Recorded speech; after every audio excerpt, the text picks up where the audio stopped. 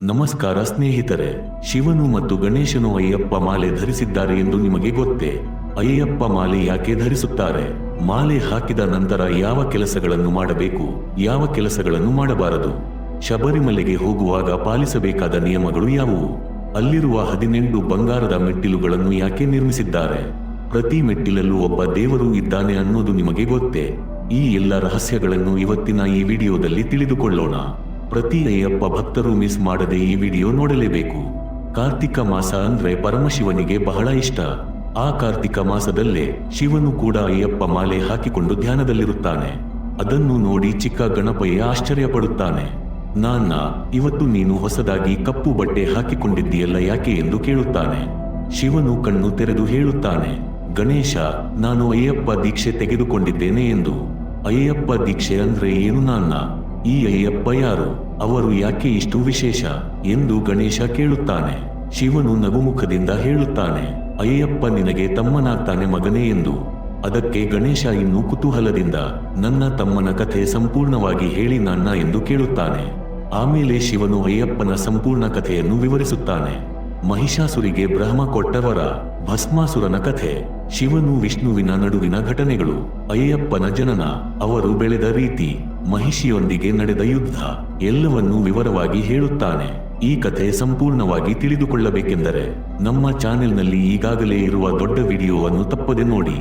ಈ ಎಲ್ಲವನ್ನು ಕೇಳಿದ ಗಣೇಶ ತುಂಬಾ ಖುಷಿಯಾಗುತ್ತಾನೆ. ನನ್ನ ತಮ್ಮ ಇಷ್ಟು ಮಹಾನ್ ವ್ಯಕ್ತಿಯೇ, ಇಷ್ಟು ವರ್ಷ ಯಾಕೆ ನನಗೆ ಹೇಳಲಿಲ್ಲ ನಾನ್ನ ಎಂದು ಬೇಸರ ಪಡುತ್ತಾನೆ. ನನಗೆ ನನ್ನ ತಮ್ಮನನ್ನು ನೋಡಬೇಕು ನಾನ್ನ ಎಂದು ಹೇಳುತ್ತಾನೆ. ಶಿವನು ನಗುತ್ತಾ ಹೇಳುತ್ತಾನೆ, ಅಯ್ಯಪ್ಪನನ್ನು ನೋಡುವುದು ಅಷ್ಟು ಸುಲಭ ಅಲ್ಲ ಗಣೇಶ. ನಾನು ಕೂಡ ಮಾಲೆ ಹಾಕಿಕೊಂಡು 18 ಬೆಟ್ಟ ಏರಿ ಅಯ್ಯಪ್ಪನ ದರ್ಶನ ಪಡೆಯುತ್ತೇನೆ. ನಿನಗೂ ತಮ್ಮನನ್ನು ನೋಡಬೇಕು ಅಂದ್ರೆ ಮಾಲೆ ಹಾಕಬೇಕು ಎಂದು. ಗಣೇಶ ತಕ್ಷಣ, ಅಷ್ಟೇ ತಾನೆ ನಾನ್ನ, ನಾನು ಕೂಡ ಮಾಲೆ ಹಾಕುತ್ತೇನೆ ಎಂದು ಹೇಳುತ್ತಾನೆ.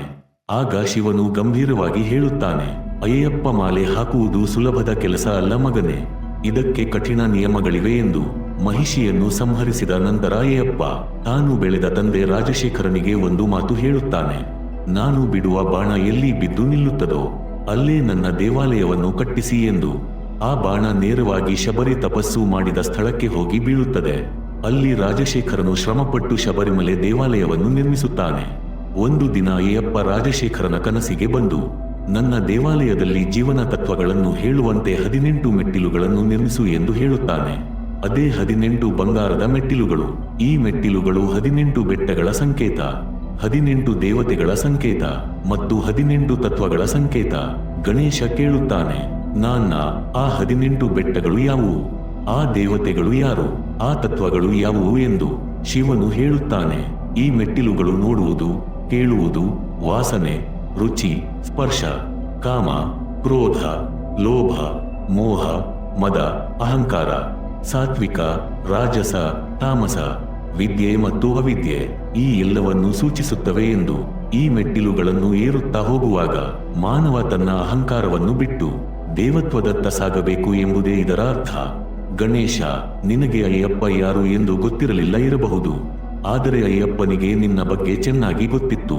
ಅದಕ್ಕಾಗಿಯೇ ಒಂದು ಮೆಟ್ಟಿಲಿನಲ್ಲಿ ನಿನ್ನ ಸ್ಥಾನವೂ ಇದೆ ಎಂದು ಶಿವನು ಹೇಳುತ್ತಾನೆ. ಆಮೇಲೆ ಶಬರಿಮಲೆ ದೇವಾಲಯ ಸಂಪೂರ್ಣ ನಿರ್ಮಾಣವಾಗುತ್ತದೆ. ಆದರೆ ಅಯ್ಯಪ್ಪನ ವಿಗ್ರಹ ಹೇಗಿರಬೇಕು ಎಂಬ ಗೊಂದಲ ಬರುತ್ತದೆ. ಆಗ ವಿಷ್ಣುವಿನ ಅವತಾರವಾದ ಪರಶುರಾಮನೇ ಅಯ್ಯಪ್ಪನ ದಿವ್ಯ ವಿಗ್ರಹವನ್ನು ತಂದು ಮಕರ ಸಂಕ್ರಾಂತಿ ದಿನ ಪ್ರತಿಷ್ಠಾಪಿಸುತ್ತಾನೆ.